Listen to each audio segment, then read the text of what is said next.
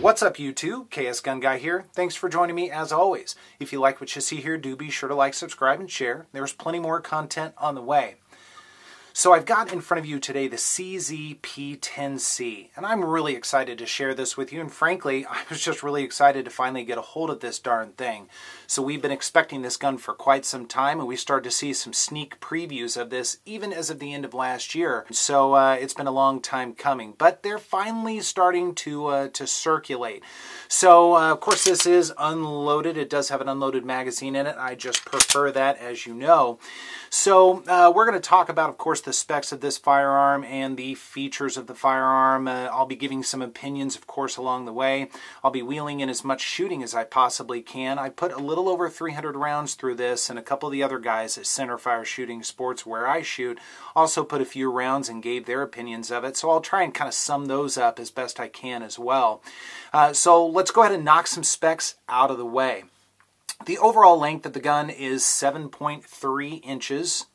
The height is 5.2 inches. The width on this is 1.26 inches. The barrel is 4.02 inches. It is cold hammered forged. The weight is 26 ounces. The sights are metal, and they are a 3-dot metal setup. These are what I like to call fondly the glowing sights, or the glowy sights. And so that means they phosphoresce, they gather light in the room, ambient light, inside or outside, whatever the case may be, and they'll glow for a short amount of time. Now, they are a Novak style. However, there is a little bit of a ledge, just enough to go ahead and grab a belt or table edge, something like that, if you need to do one-handed manipulations, which is kind of nice. The magazine capacity is a 15-round magazine, all steel construction. Now, I do know that the current P-07, P-09 magazines do not work in this. I've heard rumors that they may down the line, but for the time being, these are proprietary, so take that for what it's worth. So let's talk a little bit about the frame of the firearm. It does have an accessory rail for lights, lasers, grenade launchers. It does have 3 different back straps on it. One thing I found that was kind of funny, it actually came with the small back strap rather than the medium back strap. A little bit unusual. Most guns that I've come across anyway do have the medium. So I did switch it out for the medium back strap, and it fits pretty nicely, or fits my hand pretty well. So from a texture or grip standpoint, it does have texture on the back strap as well as the front strap, and then it has texture on the side as well. So some of the pre-production models, I know some people noted that the grip was pretty aggressive. I'm not a big fan of overly aggressive grips. I got to tell you, this really isn't very bad. In fact, this is reminiscent, I hate to say it, but reminiscent of maybe a Gen 4 Glock, something like that. Not that there's anything wrong with a Gen 4 Glock. I have one too. But it's reminiscent of that. It's the little pyramids on the front and the back, and then more subdued square type texture on the side. So it is definitely enough to get a good grip on it, and it stays where it needs to stay in your hand while you're shooting, but not so much that you walk away with that grip when you're done. So that's good. So they may have toned it down a little bit. I don't really have a reference point. I didn't get to try out a pre-production gun, unfortunately, but so far I really like the texture, and that texture does continue on these kind of little squares up on the frame. So you could certainly put your finger there as a reference point, or your thumb as you're shooting. I do a thumb, at least one thumb forward grip here, and I'm right-handed, of course. So that sits very nicely. In fact, it reminds me a little bit of the P-07. It has a similar type of texture up here. So for those of you who are wondering. As far as the mag release goes, it is an ambidextrous right out of the box mag release there, so you don't need to switch anything out, all of you lefties, which is nice. And then the slide release is also ambidextrous. Now, as far as that magazine release goes, and I find this to be true with a lot of guns that are ambi out of the box, it's a little bit firm. It definitely works. There's no problem, but it does take a little bit to get in there and push that. So just something to be mindful of. Now, the gun does take apart just like a Glock, I will say. Don't tell anyone I said that, but it does have the 2 little tabs that you have to take down. All you have to do, and again, of course, it is unloaded, all you have to do is pull the trigger and then pull it back about 1/8 of an inch or so, and the gun comes apart. And then you've got your standard parts here. Now, a couple of things. It is a polymer guide rod, just for those of you who are wondering. So this is freshly oiled, just got back from the range, and I tend to over-oil guns, especially in the beginning, so you'll have to bear with me on that a little bit. One thing I noted, and I'm going to actually leave it in there for now, but this barrel is pretty substantial all the way around. There is a lot of steel going on there, and I'll take this out and I'll show you.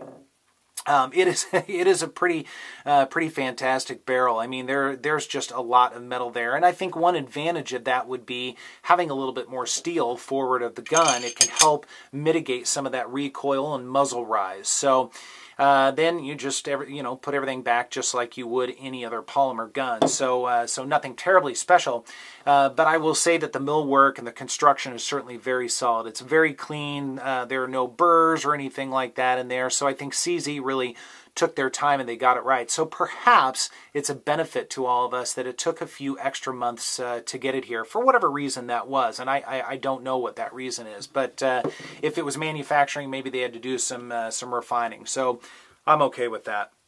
As far as the frame goes, it's pretty standard frame from an interior standpoint. You do have your 4 slide rails right here, and they're not terribly beefy. I mean, once again, it reminds me of guns like maybe a Glock, something like that, but it is certainly enough to keep a hold of that gun. So all in all, again, very good construction. It's easy to clean, and it's very well made. So to put it back, all you have to do, just like a lot of other guns out there, you just rack it and you're ready to go. So as far as the trigger goes, we will spend a little bit of time on the trigger. Actually, before I do that, let's go ahead and talk about the slide for a moment or two. So the slide, there are forward and back serrations on this, and they're actually really good serrations. I like these quite a bit. There's plenty to grab onto, even though you'll notice that this slide does slope here a little bit, reminiscent of, again, maybe a P-07, something like that, pretty typical CZ. But again, I like the construction. One other thing to note with this, and this is something that's a little different compared to other CZs, if you're familiar with those. The slide sits outside of the frame, so I don't know how well you're going to be able to see this, but hopefully reasonably well. It's a little different, and I will do future videos, maybe comparing it to the P-07, something like that. But instead of the slide sitting inside the frame, it actually sits outside. Now that's one thing that's always been very unique about CZs, and I can appreciate, I know a lot of other people do as well, with the slide sitting so low in the frame and those rails being on the interior. It really means that there's not quite as much recoil. There is certainly less muzzle rise, and you have very fast follow-up shots with that. Now, as far as bore axis goes, this gun still sits very low, and hopefully you can see this okay. I'll try and kind of tilt it so you can see it, but it still sits very low. So I don't find it to be too big of a deal.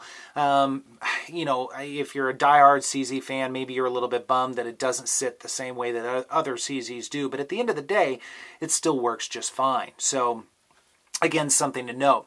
So as far as the trigger goes, I know on the pre-production models, a lot of folks were just, I mean, they were ranting and raving about this trigger being really, really good. I'm sitting on the fence right now, and part of it is because I'm still getting used to this gun, and I've only put 300 rounds through it, but I'm starting to form a little bit of an opinion. So a couple of things before I start pulling the trigger. Those of you who follow me know that, and I know this isn't necessarily the best habit, but I don't shoot with the pad of my finger. I actually shoot with the first knuckle, so I wrap my finger a little bit more. I must have just big enough hands to where this is more comfortable, and I've always shot this way, and I'm a little bit more accurate that way, as you'll see in the shooting coming up. At least that's what I'm blaming it on. But when I tried to do this with the P-10C, at least at first, the safety lever or dingus, which this trigger has, was catching a little bit on the frame. I found there are a couple of other guns that have done that as well. This isn't the first one to do that. So what I've done, I've actually removed just an infinitesimally small amount of material from the safety lever and back. Not enough to where it doesn't work. I mean, it still certainly does its job without a problem. However, I think I took off just enough to where I can actuate this without it hanging up at all. So I'll be taking it back to the range to shoot again to see if it performs a little bit better. But just, you know, something to note if you're interested in. But how is the trigger pull? Well, let's take a look. So your uptake is very smooth. There's definitely some resistance there. There's a pretty good spring in there, I imagine, but it is certainly smooth nonetheless. And then you get up to your wall, and there's your brake. And I'll tell you, it's a heck of a brake, man. It's audible, it's tactile, and it's really a snap, which I like quite a bit. There's no mush or anything like that. It doesn't grind on anything. And then the reset is right there. It's just a couple millimeters out from the brake. Once again, I like quite a bit. So there's a lot of travel to go back to the starting point to give you a reference point. So once again, there's your uptake, smooth but some resistance, your wall, and then your brake, and then your reset, just a few millimeters out. So if I had to grade this trigger from A to F, I would say this is somewhere between a B+ and an A-.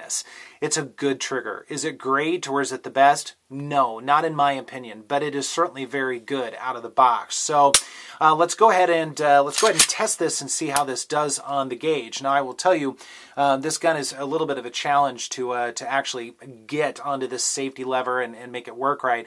But I tested it off camera several times, and I was getting the high 4s, generally speaking, so about 4 pounds, 12 ounces or so.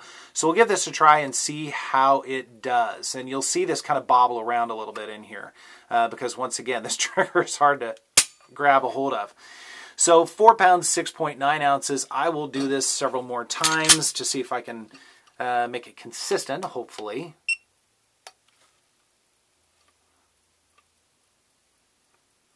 And again, it's finicky. It is very finicky. All right, 4 pounds, 14.4 ounces. That's really falling pretty in line with what I got off camera. We'll do one more here.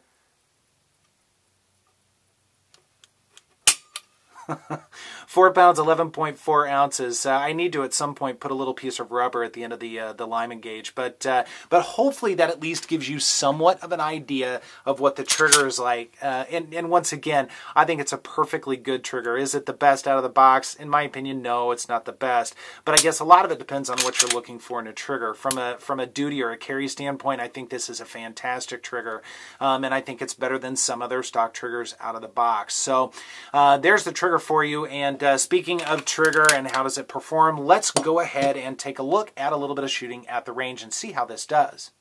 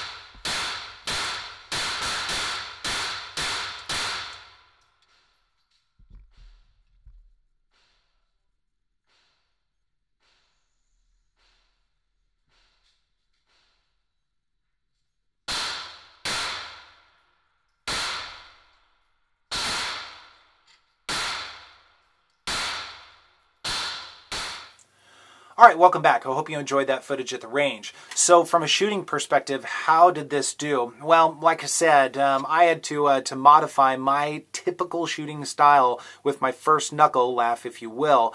So it was not quite as accurate, or I wasn't as accurate with it as I would have liked it to have been. And on a personal note, I was really excited to shoot this, so I was probably a little bit giddy and a little bit shaky when I was shooting it, just because I'm excited. I get excited about guns, what can I say? But did it do its job? It absolutely did. Were there any hiccups at all? None. Not a single one. I was shooting Winchester white box, 115 grain, and also some just standard Federal 115 grain, all ball ammo, factory ammo, and it ate it up just fine, without a problem. I'll certainly be testing some other ammo in this, but again, there was not a single failure or anything like that. So it was definitely a champ. And some of the other guys at Centerfire Shooting Sports also shot it just a little bit and gave me their take on it. And I'll kind of sum that up again here in just a second or two.